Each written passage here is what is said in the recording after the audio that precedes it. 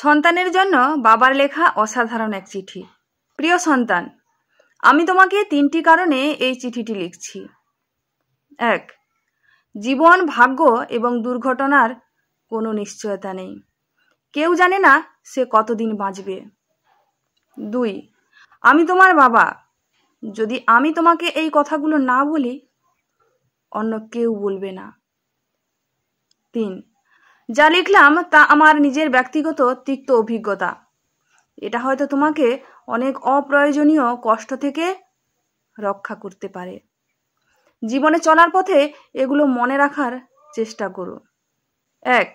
যারা তোমার প্রতি সদয় ছিল না, তাদের উপর অসন্তোষ পুষে রেখো না। কারণ তোমার মা এবং আমি ছাড়া তোমার প্রতি সুবিচার করা কারো দায়িত্বের মধ্যে পড়ে না। আর যারা তোমার সাথে ভালো ব্যবহার করেছে, তোমার উচিত সেটার সঠিক মূল্যায়ন করা এবং কৃতজ্ঞ থাকা। তবে তোমার সতর্ক থাকতে হবে, এজন্য যে প্রতিটি মানুষেরই প্রতি পদক্ষেপের নিজ নিজ উদ্দেশ্য থাকতে পারে। একজন মানুষ আজ তোমার সাথে ভালো, তার মানে এই নয় যে সে সবসময় ভালো থাকবে। কাজেই খুব দ্রুত কাউকে প্রকৃত বন্ধু ভেবো না। 2. জীবনে কিছুই কিংবা কেউই অপরিহার্য নয়, যা তোমার পেতেই হবে। একবার যখন তুমি এ কথাটির গভীরতা অনুধাবন করবে, তখন জীবনের পথ চলা অনেক সহজ হবে। বিশেষ করে যখন বহুল প্রত্যাশিত কিছু হারাবে কিংবা তোমার তথাকথিত আত্মীয় স্বজনকে তোমার পাশে পাবে না। 3. জীবন সংক্ষিপ্ত। আজ তুমি জীবনকে অবহেলা করলে কাল জীবন তোমাকে ছেড়ে চলে যাবে। কাজেই জীবনকে তুমি যত তাড়াতাড়ি মূল্যায়ন করতে শিখবে, ততই বেশি উপভোগ করতে পারবে। 4. ভালোবাসা একটি ক্ষণস্থায়ী অনুভূতি ছাড়া কিছুই নয়।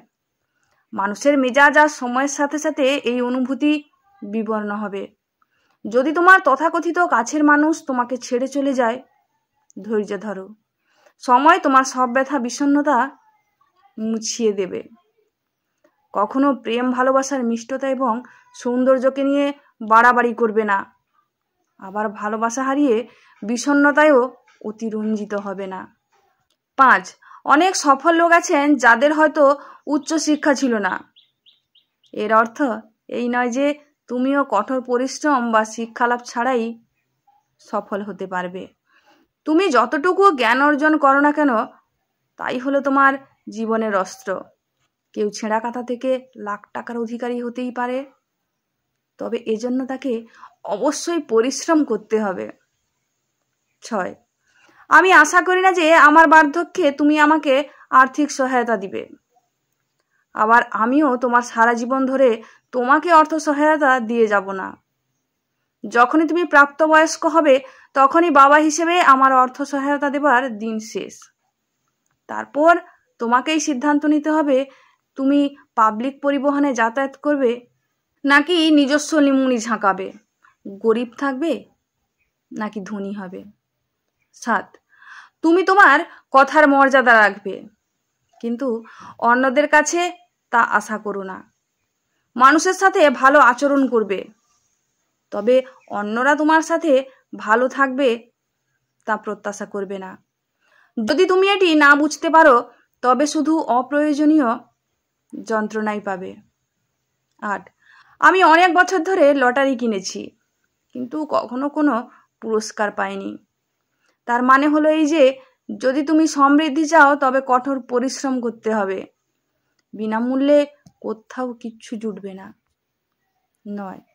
তোমার সাথে আমি কতটা সময় থাকবো সেটা কোনো ব্যাপার না, বরং চলো আমরা আমাদের একসাথে কাটানো মুহূর্তগুলো উপভোগ করি, মূল্যায়ন করি। ভালোবাসা সহ, তোমার বাবা। বাবাটি হলেন একজন চাইল্ড সাইকোলজিস্ট এবং হংকংয়ের প্রখ্যাত টিভি সম্প্রচারকারী। তার কথাগুলো বয়োজ্যেষ্ঠ, বয়কনিষ্ঠ, বৃদ্ধ কিংবা তরুণ, শিশু, আমাদের সবার জন্যই প্রযোজ্য।